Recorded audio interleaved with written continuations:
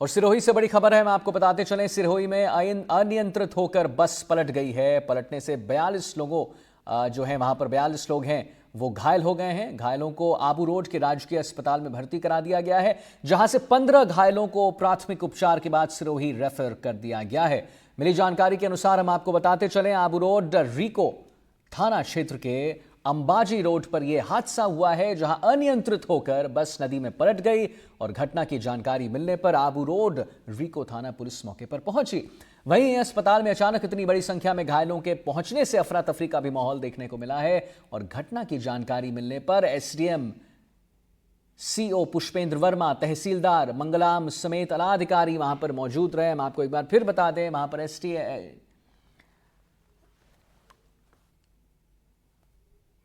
हमारे साथ कोमल यादव हमारे संवाददाता जुड़ गए हैं इसी खबर पर, जिनसे हम बात करेंगे लाइव। कोमल, इतना बड़ा हादसा आखिर हुआ क्यों? कब की ये घटना है और कैसे अनियंत्रित हुई बस? मतलब बस चालक जो थे, क्या वो कुछ पदार्थ लेकर चला रहे थे बस क्या? देखिए, घटना आज ठीक 3-3:30 बजे के आसपास की है, जब हिम्मत नगर, गुजरात का हिम्मत नगर है, और वहां से लोग रामदेवरा का दर्शन करके वापस लौट रहे थे। और अंबाजी से पहले एक सुरपगला एक जगह है जहाँ पे बिल्कुल नदी के किनारे वो रास्ता जाता है, और वहां पे मोड़ था। मोड़ पे ड्राइवर अचानक बताया जाता है कि वो जाम हो गई थी, और वो स्टीयरिंग न मुड़ने के कारण वो बस नियंत्रित होकर के उस नदी में गिर गई। और नदी में गनीमत ये रही कि बहुत तेज बहाव नहीं था, बहुत ज्यादा पानी नहीं था, तो बहुत बड़ी जान माल की नुकसान हो सकता था। लेकिन उसमें 42 लोग थे, 42 लोग घायल हो गए थे। और जैसे ही ये घटना मिली, वहां पे घटना की सूचना मिली, पुलिस प्रशासन मौके पर पहुंचा और स्थानीय ग्रामीणों की मदद से उनको बाहर निकाला गया। और जो उसमें से 42 लोग जो घायल थे, उनको 15 को सिरोही के राजकीय अस्पताल में उनका इलाज करके प्राथमिक उपचार के बाद उनको सिरोही रेफर कर दिया गया था, और बाकी का इलाज चल रहा है। हालांकि अभी तक किसी के बहुत बड़ी जनहानि की कोई खबर नहीं है। गनीमत ये रही कि पानी कम था, बारिश हो रही थी, इसकी वजह से जान बच गई। अदरवाइज अगर तेज पानी का बहाव होता तो बड़ी जान माल का नुकसान हो सकता था। जी, तो बड़ी संख्या में घायलों के आने से अफरा तफरी का भी माहौल देखने को मिला।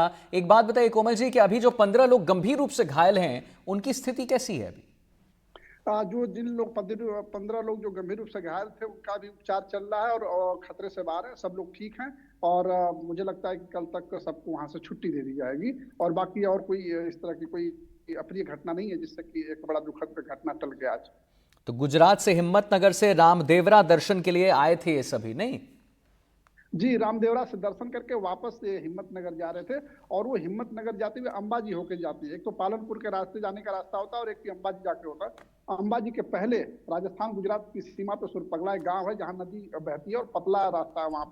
वहां पे मोड़ है, वहां पे मोड़ ऐसा बता रहे हैं कि ड्राइवर से वो स्टीयरिंग मुड़ी नहीं, और वो अनियंत्रित होकर बस नदी में गिर गई थी। जी कोमल जी, आखिर ड्राइवर से स्टेयरिंग मुड़ी क्यों नहीं? क्या मतलब चलने से पहले बस का निरीक्षण नहीं किया था ड्राइवर ने या खलासी ने?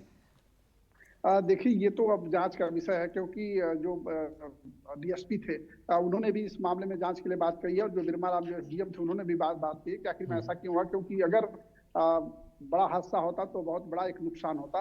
लेकिन इसकी जांच कर रहे हैं कि आखिर ऐसा क्यों हुआ, कि गाड़ी खराब हो गई या अचानक की स्टीयरिंग जाम हो गई। क्योंकि पहले तो ड्राइवर तो चला ही रहा था, क्योंकि रामदेवरा से दर्शन करके आ रहे थे, तो जाहिर सी बात है कि लंबे दौर से लेके आ रहे थे। लेकिन अचानक मोड़ पे स्टीयरिंग का ना मुड़ना, हो सकता है कि स्पीड ज्यादा रही जिसकी वजह से ना हो। ये तो जांच के बाद मालूम पड़ेगा। ठीक है, आखिरी सवाल आपसे लेना चाहूंगा कोमल जी, जो बस चालक हैं उनकी कैसी स्थिति है, कहाँ है उनका? कुछ पुलिस ने अगर जांच की है तो उनका क्या बयान आया है इसमें? देखिए, जो ड्राइवर है उसको भी चोटें लगी थी, और वो भी अभी ठीक है, उनका उपचार चला। फिर इसके बाद पुलिस पूछताछ करेगी उनसे। चलिए कोमल जी, बहुत बहुत धन्यवाद महत्वपूर्ण जानकारी देने के लिए।